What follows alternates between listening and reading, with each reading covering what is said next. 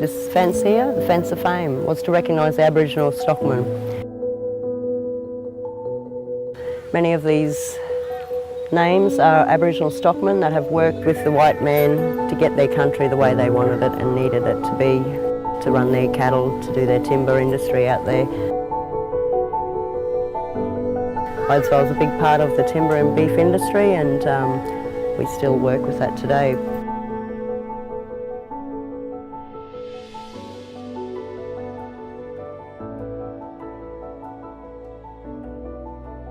So the centre was built in 2010, and it was all in his honour. He was a man that came from the ground dirt that made himself an entrepreneur and made himself $1 million.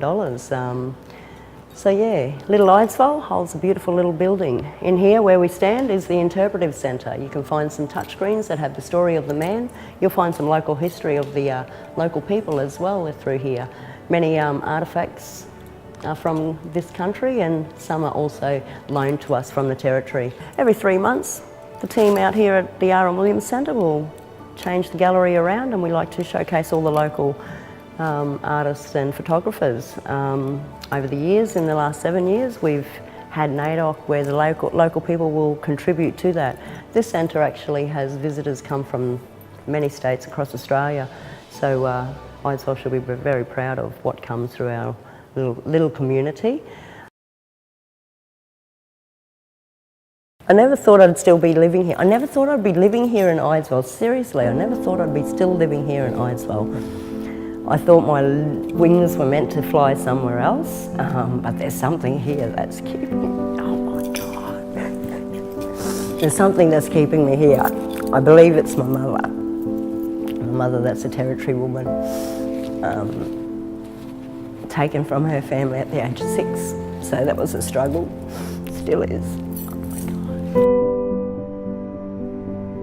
God. Laurel Bales, born from a Waka Waka man to a Larrakia woman, taken out of her country at a very young age. Taught me the strength I have today. I thought that if she could endure anything in that life, that any of us could go beyond that. It must have been a hard time for her at 6 years old, being separated from her parents. So she was separated, taken from her family, sent to Brisbane, spent many years in a convent. This is Reginald Murray Williams that I work for under his name now.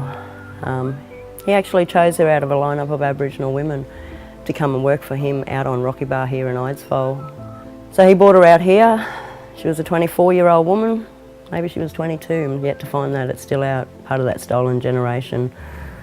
You know, we lose part of the story of the person, especially my mother.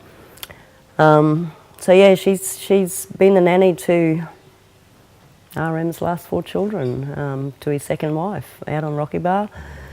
So she would house clean for them and look after those children while the property owners, Erica and RM, continued on to the paddock work and doing what they needed to do on their country. When did you discover this story about your mum?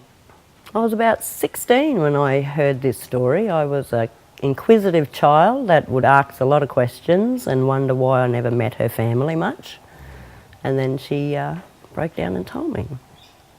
It took me a few years. I was a wild child and just thought, why the hell would the government think of doing things like that, and how dare they? And it took her to many government meetings to ask that question. Why? What reason did you have to take her? Couldn't still to this day be answered, that question. So I haven't had mum for 20 years, and so that story's gone to the grave. But why I work here and I'm standing proud in front of people that travel throughout Australia just to come to see this centre, and why is RM's name out here, I say to them, it's because of my parents working for the man that I wouldn't stand here today. It's because of her. It's because of my mother. Yeah, I'm just proud to say that I'm the second generation working under that name. And I'm hoping I'm doing my mother proud, because I would imagine that I am, and I think of her every day. We had a very close relationship in that, and I know she had to endure many things throughout her lifetime. She never complained. She never complained. She would just say, get in and do it. Got on with it, yeah, just getting on with it. But this job's kept me here and grounded. I needed to show my children, I suppose, a way of life, being the sole provider to them.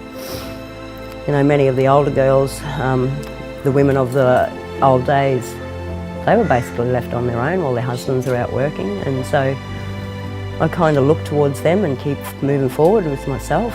Because of her, we can. There's a lot of women that have struggled a lot of struggles, but if you don't get out there and just keep pushing forward, you know, you might get knocked down a few times, but just pick yourself up. Life is a journey, and the more little tracks you take, the more experiences you get. Because of her, we can achieve.